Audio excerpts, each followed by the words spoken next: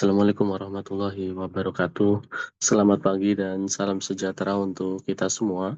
Nah, pada pagi hari ini kita bertemu di dalam perkuliahan daring, di mana perkuliahan daring pada pagi hari ini saya memberikan tugas terkait dengan proyek untuk akuntansi manajemen sesuai dengan yang ada di RPS bahwa terkait dengan tugas proyek ini itu dilaksanakan selama 2 minggu. Jadi untuk minggu ini sama minggu depan.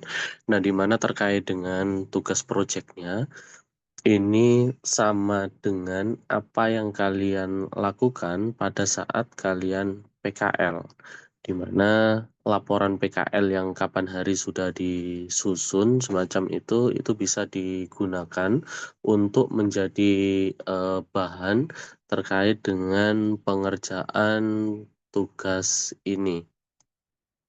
Nah, untuk kelompoknya, saya minta kelas itu dibagi 4 aja, seperti dengan pembagian kelompok sebelumnya.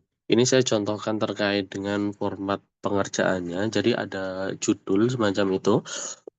Misal judulnya adalah analisis implementasi akuntansi manajemen dan diagnosis kinerja keuangan pada UMKM Keripik Pisang Butini. Kemudian ada logo dan seterusnya ya, cover secara umum ini. Lalu ada kata pengantar, daftar isi, dan seterusnya. Nah, Pak, kemarin kan itu apa? Satu kelompok kan banyak orang. Jadi saya harus pilih kelompoknya siapa. Nah, bebas di situ ya. Mau ngangkat kelompoknya siapa, bebas saja. Katakan satu kelompok itu ada 7 orang misalnya, terus yang diangkat itu punyanya Mas Dito, katakan ya sudah satu kelompok itu menceritakan terkait dengan bagaimana implementasi akuntansi manajemen di tempat PKL-nya Mas Dito dan seterusnya. Nah, di mana terkait dengan tema ini itu bebas saja ya. Apakah terkait dengan penentuan harga, apakah terkait dengan penentuan bagaimana bahan baku itu diimplementasikan, apakah bagaimana terkait dengan pengolahan produk dan seterusnya. Pokoknya berkaitan sama kegiatan yang dilakukan oleh UMKM. Saya yakin kemarin pada saat kalian menyusun laporan PKL itu kan juga ada tema. Nah, dari tema-tema itu juga bisa itu aja yang diangkat.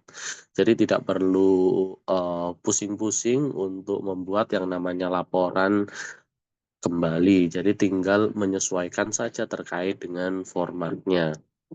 Nah, di bagian pendahuluan nantinya perlu diuraikan secara singkat seperti itu terkait dengan mengapa akuntansi manajemen itu penting bagi UMKM. Terus mengapa kelompok itu memilih UMKM tersebut. Misalnya tadi memilih punyanya Mas Dito yang ada di UMKM Kelor Manis misalnya. Nah, dijelasin kenapa kok memilih di tempat itu. Lalu di bagian selanjutnya adalah terkait dengan UMKM Mitra, nama pemilihnya siapa, jenis produknya apa, skala operasionalnya itu seperti apa. Nah, saya yakin itu semua ada di laporan PKL. Jadi tidak perlu observasi lagi ya. Cukup berkaca pada laporan PKL yang kapan waktu itu sudah jenengan-jenengan susun. Lalu dibikinkan sebuah rumusan masalah. Jadi rumusan masalah ini cukup satu aja ya, terkait dengan apa permasalahan yang ada di UMKM itu. Kalau yang saya contohkan ini misal dia tidak membagi ya seperti itu. Apakah penerapan harga jual saat ini sudah menutup biaya produksi yang sebenarnya atau tidak? Jadi kadang UMKM itu dia tidak tahu harga jualnya itu bisa menutup keseluruhan biaya atau enggak. Atau kalau kalian mungkin mengangkat terkait dengan produksi misalnya, apakah produksinya itu berjalan efisien atau tidak? Nah, silakan aja angkat terkait dengan itu. Jadi pasti ada permasalahan yang kalian temukan pada saat di tempat PKL. Mungkin permasalahannya apa? Sampaikan aja di dalam rumusan masalah ini. Lalu tujuannya adalah untuk menjawab terkait dengan rumusan masalah itu. Kalau di sini terkait dengan apakah biayanya itu sudah tertutup dari harga jual, berarti tujuannya adalah untuk menganalisis misalnya terkait dengan pengeluaran biaya dibandingkan dengan harga jualnya. Takutnya nanti harga jualnya malah lebih rendah daripada biayanya. Nah, kalau seperti itu kan nanti UMKM jalannya dia pasti adalah rugi. Kemudian di bab keduanya adalah terkait dengan landasan teori. Landasan teori ini bisa pakai AI aja ya. Cari teori-teori yang relevan dengan permasalahan yang ada. Kalau ini terkait dengan yang saya contohkan ini terkait dengan penentuan harga jual, ya bisa teorinya mengenai break even point atau BEP. Lalu metode pelaksanaannya, waktu tempat pelaksanaan, kapan observasi itu dilakukan, di mana lokasinya, nah bisa dituliskan aja observasinya itu ya pada tanggal kalian melakukan PKL dari 13 Oktober ya kalau tidak salah sampai dengan 13 November. Metode pengumpulan datanya, nah ini secara umum seperti itu ya bisa wawancara, bisa observasi, bisa dokumentasi, dan seterusnya. Lalu di analisis pembahasan ini membahas terkait dengan bagaimana permasalahan yang ada di bab 1 itu diselesaikan. Kalau tadi terkait dengan penentuan biaya dan juga harga jual, maka di dalamnya juga mencakup terkait dengan bahan bakunya itu seperti apa, kemudian tenaga kerjanya itu dihitungnya kayak gimana, apakah dihitung borongan, apakah dihitung mingguan, dihitung harian, dan seterusnya. Lalu BOP-nya, biaya overhead pabriknya, dan juga biaya operasional. Setelah itu dianalisis di sini berapa sebenarnya terkait dengan BEP-nya dan harga jualnya itu berapa. Lalu kesimpulan, di kesimpulan ini menjelaskan terkait dengan ringkasan temuan dan juga analisis utama dan juga terkait dengan rekomendasi. Nah, rekomendasi inilah yang nantinya itu yang paling penting. Seharusnya UMKM itu dia harusnya bagaimana? Dia sudah jalan seperti ini, nah harus bagaimana untuk bisa memperbaiki terkait dengan kinerjanya agar labanya mungkin meningkat dan seterusnya.